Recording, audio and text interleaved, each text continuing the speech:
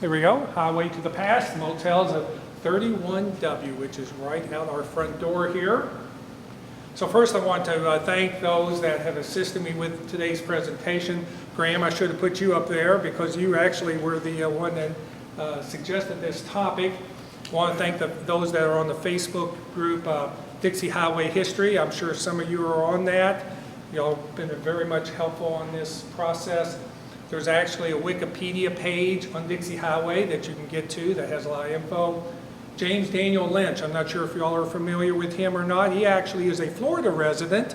He used to live up here in Louisville. He posts a lot on Dixie Highway and Louisville history. If you're not a Facebook friend of his, you may want to check him out. And last but not least, Keith Stone and Keith Scholl there on the Wigwam Village No. 2, and we'll get to that towards the end of the program today. So, what type of hotels, motels, and motor courts are we talking about this evening? This is sort of my description of this. We'll be talking about what I call motor courts primarily today. They were one-story construction, exterior entrance. You can literally pull right up to the door and walk in. Usually under about 100 rooms. A lot of these had 10, maybe 20 units. And a lot of them were located along the major roadways. Today's hotels and motels are multi-story construction, interior entry. They have interior corridors. The car has to be parked at a distance, and usually over 100 hotel rooms. And they're usually clustered in activity zones. For instance, out at the fairgrounds, you'll see a bunch of hotels and motels around the entrance to the fairgrounds. Now then, what facilitated these motor courts to be built along Dixie Highway? Number one, Miami, Florida was founded right at the turn of the century, 1896. The first horseless carriage in Louisville was unloaded on a railroad car, came down from Indianapolis in 1898. The Ford plant on Eastern Parkway started to build Model Ts in 1913. Highway 31W was constructed between 1915 through 1929.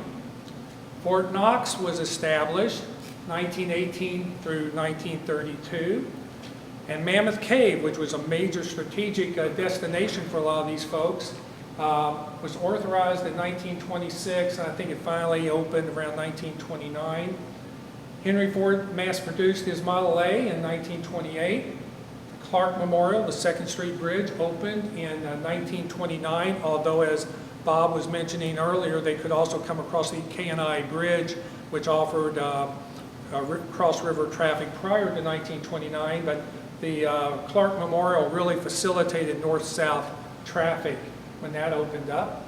And then the motor courts started popping up around in the 1930s. Last but not least, and I think fairly important, is the flood wall was constructed starting in 1947. And we'll discuss the flood wall and how that impacted here, how these motor courts were built. So where does Dixie Highway go to, start from, end up? It starts at the top tip there of Michigan and goes all the way down to Miami. One of the entrepreneurs of Miami really facilitated the Dixie Highway construction because he wanted a lot of people to come to his city. And so he was a constant booster of 31W. And again, it was built between 1915 and 1929. There were several routes. There was the eastern route, which was 31W, and then the western route. The western route was 31W. That's what the W stands for. And then the 25 came down on the eastern route. And we'll talk a little bit more about those as we come along.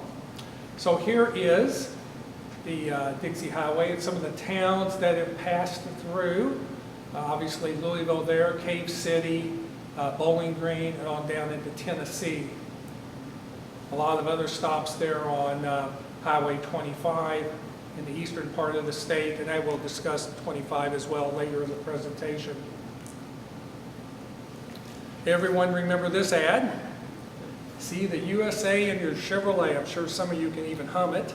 but that was a major booster of getting folks into their car and going out and seeing places like Mammoth Cave and Florida and places of that nature.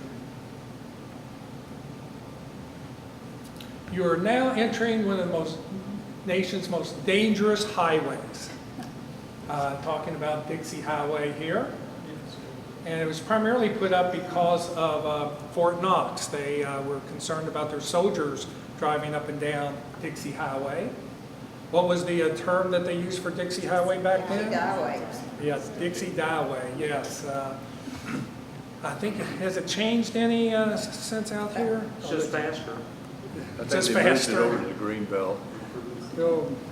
So anyway, I thought this was kind of amusing. Times haven't changed that much.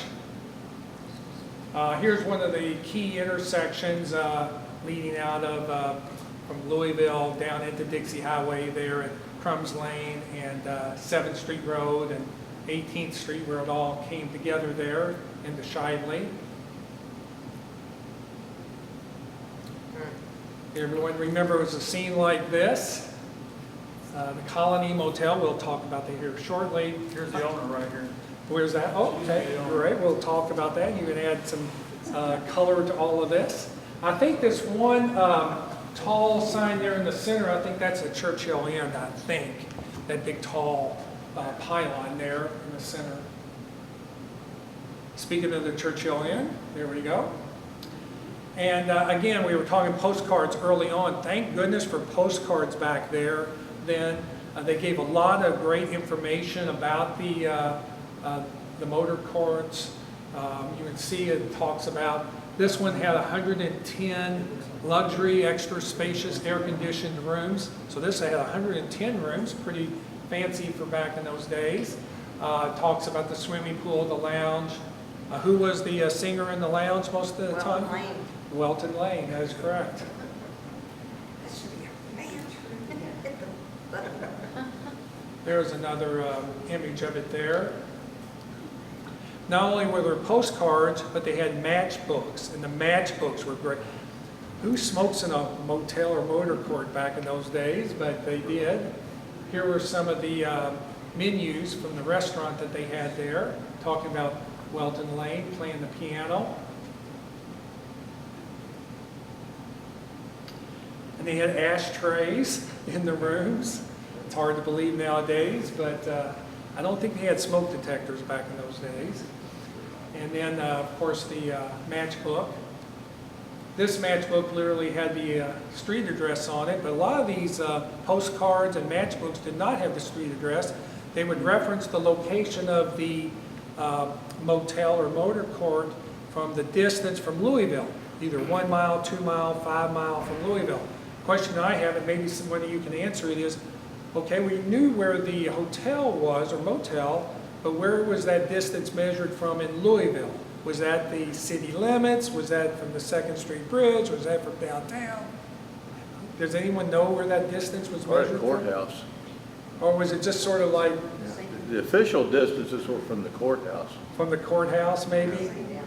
And who would have known that as a visitor? Anyway, the Churchill Inn was renamed to the Royal Inn in the 1980s, I believe it was. You know something? Let me Yes. say one thing. Yes. Before it was Royal Inn, it was Christian Inn. For a very short period of time, Okay. it became a religious place. Oh, And it didn't stay there long, but that's it. But then it turned into the Royal Inn. okay. And- Well, thank you for Yeah, clarifying I- that. yeah. And these I motels, understand. hotels change names a lot, as we'll Yeah. soon see. They did change the names. The religious part didn't. And the make it on Toadstool Dixie Inn Highway. changed its location numerous times too. I believe this was not the actual location, original location of the Toadstool Inn, right? It was located. Toadstool as- Inn was an old house that got condemned, and they moved into the colony. They Okay. came up there with us. But yeah, it moved around different locations from what I understand. And what's there today? It's still a lodge, an inn, but it's not the old Churchill Inn or Royal Inn or Christian Inn. It's Comfort Inn Suites. There we go. There's the colony. There's a famous photograph of it. I forget what the car says over here on the side. I read it at one point. but there was a nice saying, little logo thing on the car. Right through those doors, yeah. Here are some more images of the colony. It actually was, it was sort of a network, right? It said they had them both in Louisville, Nashville, and Columbus, Georgia. Not when we owned it. Okay.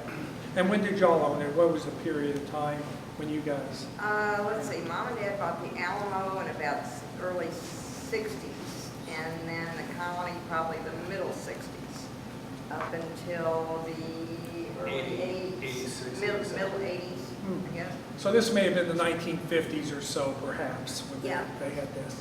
Yeah. Then was Continental Inn, is that correct? I have an image of it with the sign of Continental Inn. Talking about the colony? Of the colony, yes. No, the colony went Well, maybe directly before to. us, I don't know. Oh, before. Maybe before. Yeah, it definitely was have a after. sign, definitely have an image there. It says Continental Inns and Colony behind it there. After the colony became a Hyundai dealership, Yeah. now Sullivan College. So here are some matchbooks that highlighted some of the options there. There it actually gave the locations of it in Nashville, Columbus, and, Yeah. and Louisville. Jockey Club Lounge. I was sitting in the Jockey Club Lounge the day Kennedy was shot. Oh, geez. Wow. And as noted earlier, this is its former location. You were talking about Spencerian College, correct? So that is the location of where it once was. The Louisville Manor Court. Anyone here connected to that? No? I know when we sold the colony, we sold them our phone system and to the town. Are they still open? Are they still around? Because You'll see here in a second, yes. The, They are still around. There they are there. the phone number is 4%. It still exists. I passed it by on the way here to the library tonight. I think there's a nickname for this type of hotel. What is it called? No-Tel Motel. That is correct. So there it is there.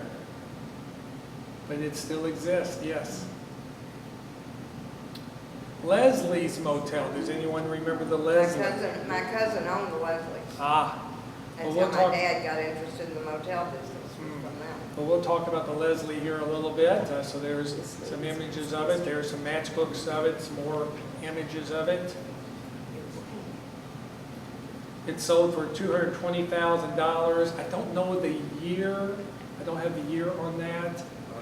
1951. But it was sold to a Wyoming couple at one point, and then it sold. Sold it in 1951 for $190,000, and then it was sold subsequently for $220,000. So, but Roland Leslie was the one that started the Leslie Motel, and here's a nice article about him up there. He sold it back in 53, 54, and he said one of the reasons why he sold it was that he had a fear that the motel business was going to go out of business due to the Louisville-Lexington toll road that was under construction. And he was kind of a visionary on that, and we'll discuss how the interstates impacted the Motorcourt business here later on. But Leslie got out of it in the mid-50s. He bought a lot of property in downtown Louisville. And he bought this one really neat building, and the reason why I came across Leslie was I was looking for more information on that building you see there in the black and white, and that was an old medical college. It was built across from the old General Hospital down on Chestnut Street, and I was looking for information on that. Lo and behold, this Leslie character popped up, and it talked all about his motel business and what he was into. But he owned this plus several other places in downtown Louisville. So a very interesting person, Roland Leslie. And that's what the Leslie Motel looks like today. Progress. Progress. Camp Cool, or Cool Camp. This was a fascinating enterprise here. Don't have too much on it other than this image here. It was down near, it was just south of Gars Lane on Dixie Highway. And that's where Cool Camp would have existed, right there at the Watterson Expressway interchange. So it was wiped out when they built the Watterson Expressway. Anyone remember the Cool Camp? No, but I remember Stowers. I remember that after they built the expressway, they got rid of it. National chains, primarily just had one, the Holiday Inn, that was located on Dixie.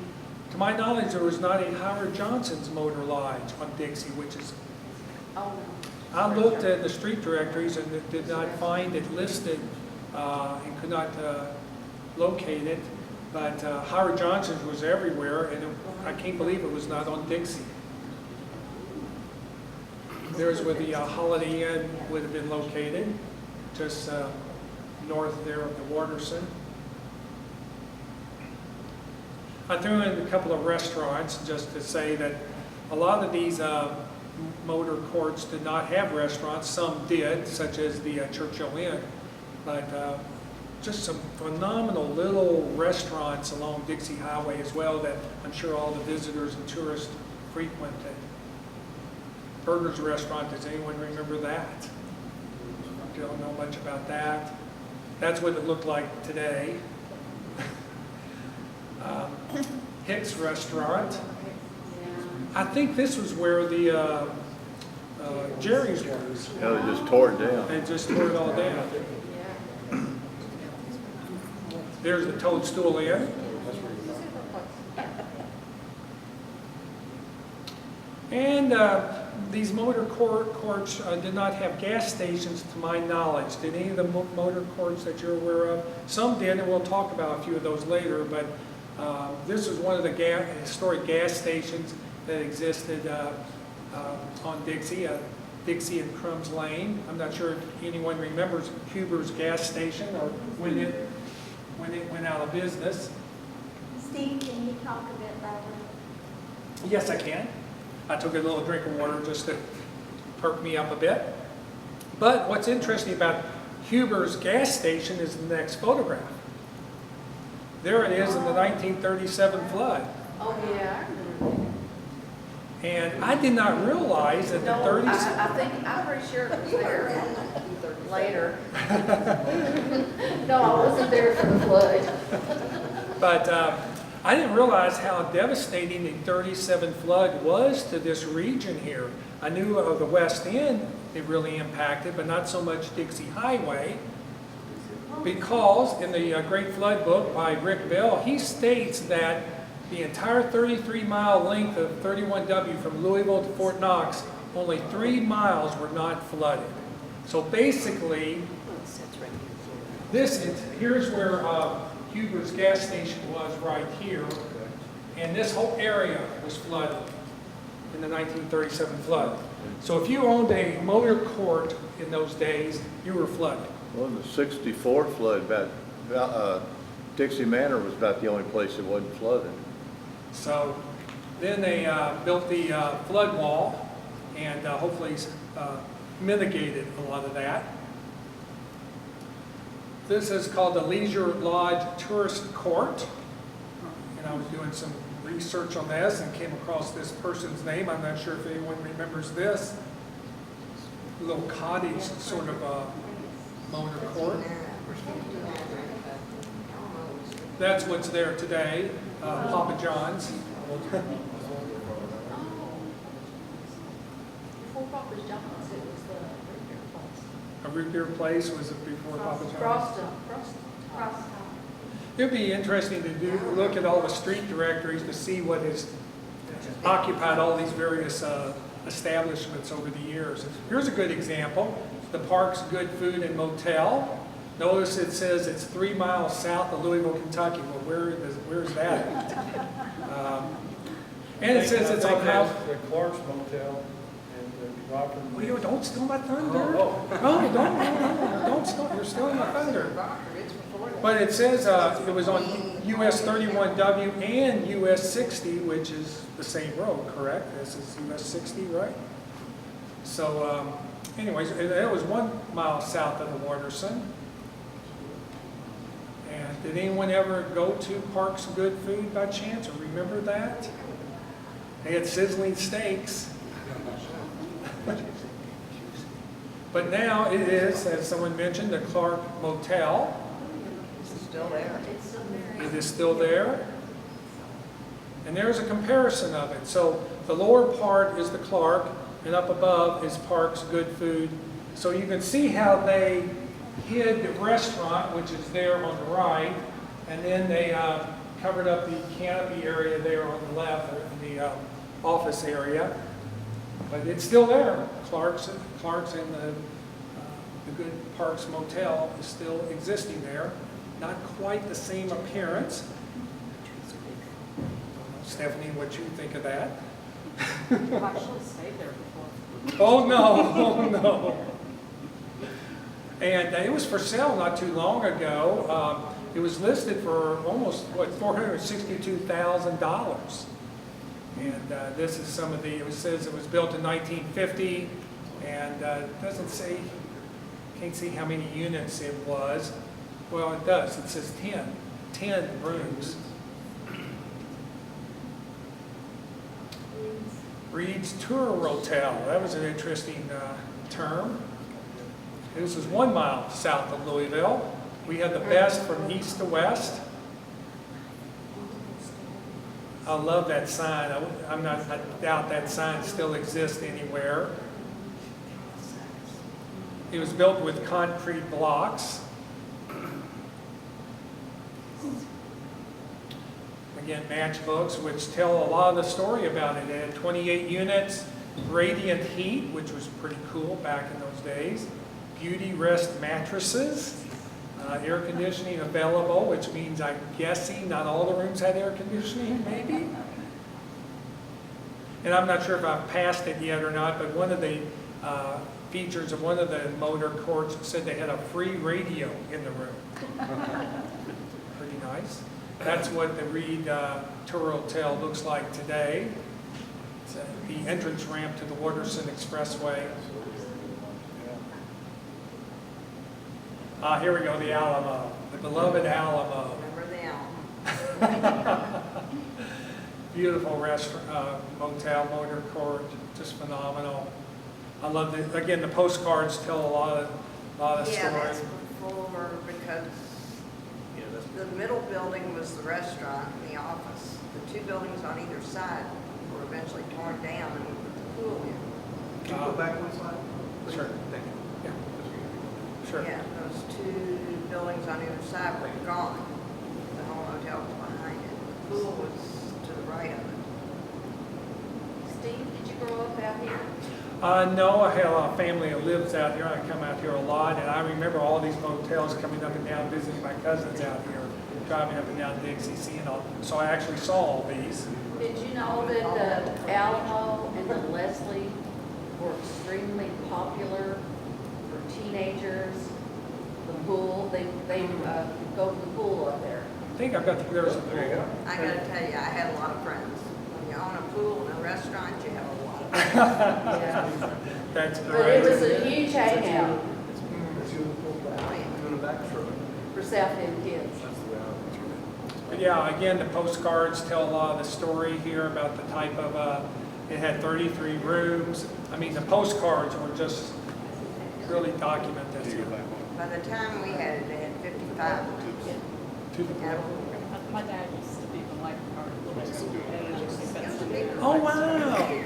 Stephanie thinks that your dad was a lifeguard there, and she thinks that might be him in the pool there. So that's interesting. That's a good commentary. Thank you, Stephanie. I have a picture, this picture at home, those cars. It's now where Logan's Roadhouse used to be. I think that's correct. Correct me if I'm wrong. And that's since been closed. And this was not the Alamo. I just took, I found some photographs. What's that? It pretty much looks like the rooms look like. And the bedspreads. Yes, that's right. But yeah, pretty basic accommodations back then. The Sunset Lodge, I'm not sure if anyone remembers that. A lot of little cottages. This is the Twilight Motel. It says it was 4 miles from Louisville. This is the Baker Motel, and I think this was just the administration building. I don't have a image of the overall Motorcourt, but I think this was just the office area here. I can tell it was not handicapped accessible back in those days. But furnace heat, it had furnace heat, it says. Good restaurant was nearby. So, yeah. That's what it looks, that's where the Baker was. So this Baker Motel was here at where the Best Western is today. I think that's the Holiday Inn. Oh, was that the Holiday Inn as well at that I think that's location? Holiday Inn. Well, Holiday Inn I think was just to the right. I think it was to the right. It's- Graham's Tourist Code, didn't know much about this. I saw this on the Facebook page the other day and included it, but don't know much about it. Built in 51 or occupied 51, and mainly just cottages. I like those chairs out front. I think my parents had those chairs in their backyard also. Came across this guy here. It's called Tourist Cabins. It was on 7th Street Road. And it looked like it was more camping sort of a place than it was a motor court. That's what it looks like today, those tourist cabins. The Pines Motel. Anyone remember the Pines? I love this postcard here. Again, it gave a lot of information. 5 miles south of Louisville. It must have been. The Alamo was 5229. But that's what's there today. Jeff Weiler, Chevrolet. The Vogue Motel, didn't know much about this either. It was a little bit further out. It was 6 miles from Louisville. Louisville's finest. And Where was that? it was, now it's where the Waffle House is located. It's near Ashby Lane. The Rancher Motel, 7768 Dixie Highway. It was 5 miles out. Yeah, they had horses, riding horses up and down Dixie Highway. Does anyone remember that? Well, I think it was 2 other motels after it was this one. Yeah, I think it did have several names.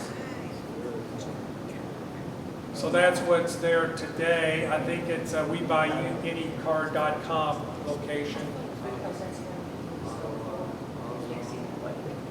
The Tradewind Motel. Now we're getting a little bit farther out on Dixie Highway, 12500 Dixie. This is a pretty good distance out. This was 10 miles south of Louisville. So this was, That's 8 miles from Watterson. yes. That's what's there today. Another OReilly Auto Parts store. All of these motels clustered in this Yeah. one short area. What was that again? Sorry. All these motels clustered in what today is like short drive. Was Yes, it within about 5 business miles. travelers, was it? I imagine the zoning also has a lot to do with it, like, I- even citing if hotels can be. Yeah, I'm just wondering why they were clustered together. Was there, was Well, it Churchill Downs? Was it touring? Well, they were heading to Fort Knox for one location. I take it the restaurants, the gas stations were all clustered here as well. But there were, as we'll soon see, there were motels, motor courts all the way down Dixie Highway, just not here. But there is, that's what we remember today driving along Dixie now, is all these motels that clustered here, but they were all the way down Dixie Highway as well, and still are today, as you'll soon see. And here's one of them right here, the Caveland Motel, Cave City. It's still in existence, and one of the descendants of the owners sent me an email this week and gave me this information here about who built it and all. Her grandfather built it, Thomas Combs, and again he built it so it was adjacent to Mammoth Cave. And then his son and the son's brother-in-law operated the motel. They did most of the maintenance. They also did all of the cleaning and washing of the linens, it says. And then they would take turns operating the motel on different weekends. Again, sort of a mom and pop sort of operation. I'm sure similar families did similar things for your motor courts as well. And they talk about their children love the swimming pool and the playground. Had a lot of guests. Did y'all get to be friends with a lot of your guests that would come through, going to Florida and all? She did. No, only during the Derby week. Derby week, It's only repeat customers. He was asking if you made friends with people who came through. Yeah, she was saying Regular Derby. customers. We had the same people every Derby, yeah. But yeah, Caveland had a similar experience with a guest. So what motel was the basis for a billion-dollar worldwide company?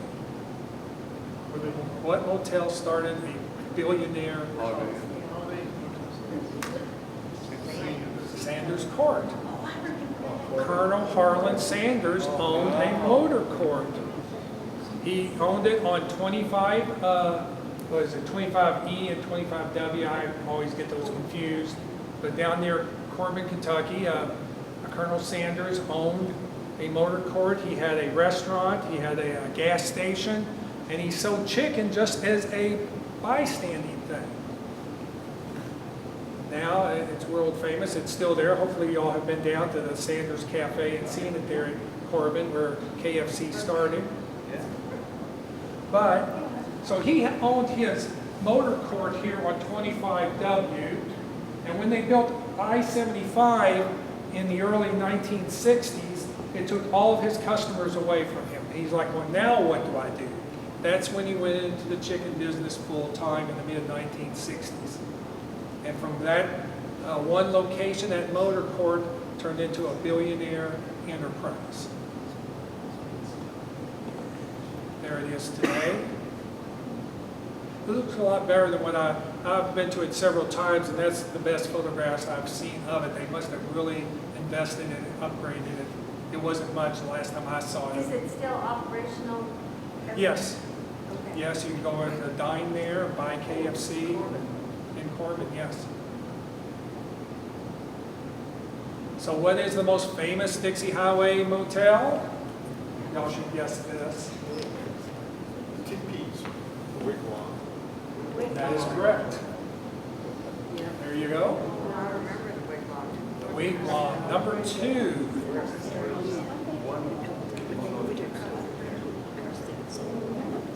Sleep in a wigwam. Has anyone stayed in the wigwam, by the way? There we go. We got some wigwam aficionados here today. Still there? Oh, yes, much so, yes. So where is it located? There you see Cave City. Cave City here next to I-65. The wigwam just off of that there. It's still very much alive.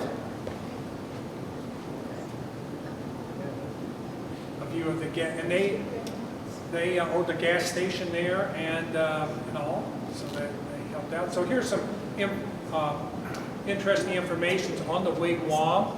You can see it. They had 15 TPs, 10 were singles, 5 were doubles. The height of them was 24 feet. They were 26 feet height for the doubles, so the double TPs were larger than the singles. The big wigwam was 50 feet high. Each, they had 2 public restrooms, 38 tons of concrete. So, anyways. Here's their postcard highlighting the Wigwam Village. There are some interior photographs of the rooms.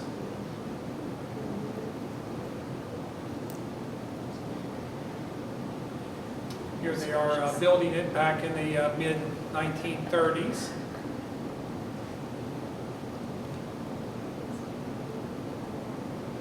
And so Frank Redford was the person who came up with this wigwam concept.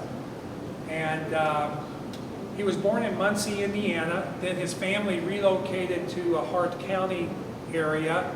And on a cross-country trip with his family, he saw a wigwam built in California. And it gave him the idea of building a wigwam in Kentucky. So he got the theme of this out in California.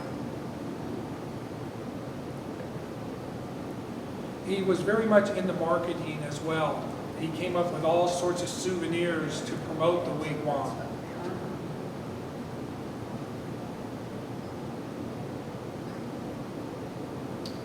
And people come from all over the United States to stay in the wigwam. This was the graphic for those that came in 2021. That was 2 years ago. And you can see from throughout the country they came. Even someone from Bermuda came to stay in a wigwam. The current owners are Keith Stone and Megan Campbell Smith. They purchased it in 2020, 3 years ago. And I'm good friends with both Keith and Megan. Just saw Megan yesterday. They're doing very well. There's an aerial view of it.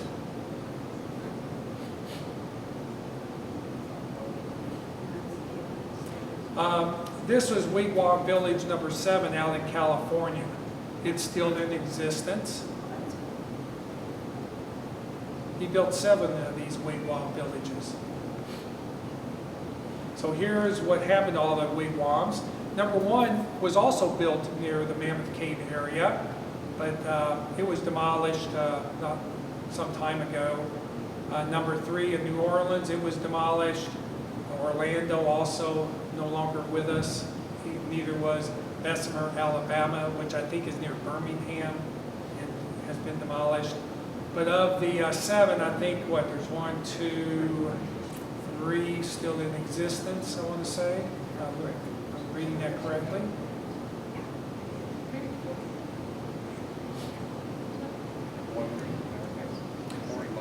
So now that I went down, speaking of the library is a great place to do research, and the downtown library, they have folders on various things, and they have one on Motorcourts of Louisville, so I dug into that. And in 1953, this was the list of motels in Louisville. Of the 17 motels in Louisville, 14 of them were on Dixie Highway. And notice that we also have the rates here, what they were charging for the rooms. A lot of the single rooms were $4. The double rooms were $5 to $6 in cost. So $4 in 1953, in today's money, it's $46. So it was a pretty good deal. Of course, they didn't have all the amenities that today's motels and hotels have, but they were very economical back in the day. So that was 1953. We had 14 motels. Then in 1957, there were 33 motor courts on Dixie Highway out of 38 motels in Jefferson County, per the street directory. Here is in 1970 a list of motels. There were 23 on Dixie out of 31. There's a Howard Johnson's listed there. Yeah, it is, but that is on what street? Shelbyville Road. Yeah, Shelbyville Road.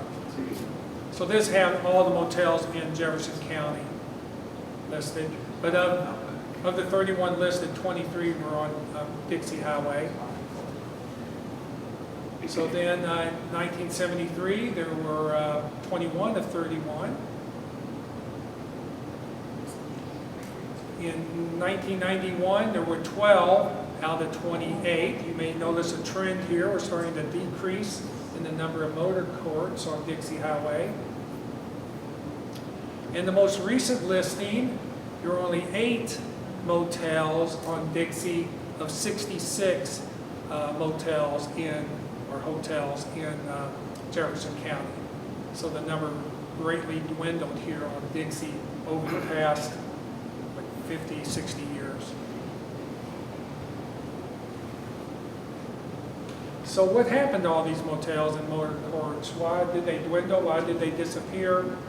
So on June 29th, 1956, President Eisenhower signed the Federal Aid Highway Act. And in 1956 is when the Kentucky Turnpike between Louisville and Elizabethtown opened. If you recall, in 1954, Roland Leslie was concerned about this turnpike opening and what it might do to the Motorcourt business.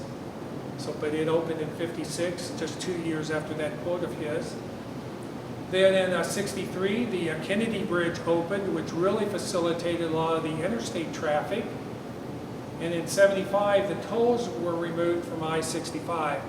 I recall the tolls in the 1960s. I didn't recall them into the 1970s. Does anyone recall paying tolls in the 1970s? Yes. You do? Yeah. I don't. I just learned to drive, so I was not paying tolls, but per all the information I got, they removed them in 1975. That's hard to believe, but that's been, what, 50 years ago. Dixie Highway now looks like this.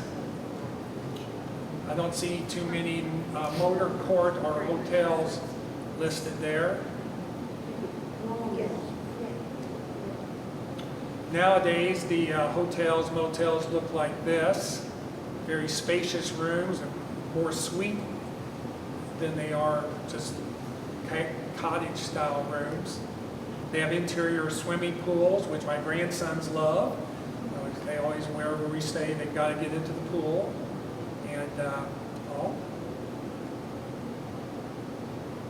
And for more information, you can get on these various websites that talk about the motor courts and all. HeritageKentucky.gov has a great PDF on there talking about the Dixie Highway tour of all the motor courts and the history of it. It's pretty cool. The historic Wigwam Village, of course, the Facebook pages. A lot of great information out there online about all these great motor courts. I want to end with this photograph here of the Wigwam Village at night. I've yet to stay there, but I'm sure my grandsons would love to stay here at some point. They're still here. And thanks for attending. Hopefully y'all enjoyed all that. Quick tour up and down Dixie Highway as such. So really some questions as such. Or maybe y'all can fill in some of the blanks that I did not mention. Yes? And maybe people with Dixie Highway history might know, there were some cabins where OReilly Road comes out to Dixie, and I can't remember the name. There were like 4 cabins. They were kind of up there in the curve. Does anybody remember that? And what intersection was it? Dixie, right as you, right where Well, you know, like Snyder is? if you're going south down Dixie, you could go left, and there was OReilly Road. But and there were like 4 or 5 cabins up there. Not anymore, but I guess- Just 4 or 5 cabins as such. Yeah, Interesting. yeah. Okay. And they were rented out. Gotcha. Good deal. Other comments like that? Any other? And I'm sure I just scratched the surface. As noted, at one time we had over 30 of these motor courts along Dixie Highway here. So a lot of fascinating history. It's unfortunate when I'm coming, we have 2 modern ones that I pass by all the time, the Best Western and the Comfort Inn. And then of course you have Clark's, and you have the Manor, Louisville Manor Motel still around, but those are the 4 that I normally see up and down Dixie of all those. Well, the Capri Hotel was listed, the building is still there. Oh, okay. It's further down at Valley Station. Ah, okay. And there used to be one almost directly across the street called the Maples. Oh, Maples Motel. Yeah, the Maples Motel. great. Thank you. And there was Colonial on down Dixie, and All's Motel was down that way too. They were really close to each other. And then there's another one, I don't know what the name of it was, but it's further down Dixie on the right, that right now, it's right next to the Big O Tire store, and they use it for storage. But at one point, when I was in high school, we used to go, it was a old folks home, and our choir used to go there and sing every year for Christmas. Shipley's? Was it Shipley's? Yeah. Shipley's, Yeah. interesting, okay, Yeah. great. Turned into Shipley's Home for Cater. Ah, I wonder if, I could go back and look at some of the listings here. Shipley's, let me see if yeah, it's not listed there in 1991. Don't see it there. Owls, AHLS. What's that? The AHLS, owls. I remember Okay. that when somebody back there mentioned it. But yeah, these street directories that the library has, there's a great wealth of information as well as where these motels were located. And without further ado, I do want to pass out some information here. The Wigwam folks are very gracious. They brought some bumper stickers. If you want to pass those out, and also some PR information here if you want to pass those around. And the Wigwam folks, here you go. I'll pass those back. I want to thank Keith Stone and Megan Smith for providing that information. And hopefully you'll get down to the Wigwam at some point. That's a great destination place. Without any other questions, without further ado, hopefully you all enjoyed all that. Yeah, one other question? Yes. I'm just thinking, but I'm just oriented from Fort Knox and West Point. But one of the things I think that kind of helped open up the drive, we Yes. finally got a bridge in 1914. Otherwise, it was still a ferry, and it was going down that steep bank and up the muddy bank across the Salt River. Gotcha. But, 1914 finally got Yes. 1914, they're going down to Fort Knox off Dixie then. They built a bridge there. And Gotcha. then, of course, 17 and 18, Camp Knox started up. Correct. We got more, I guess, like to say more hotels, but we had in West Point 6 hotels at that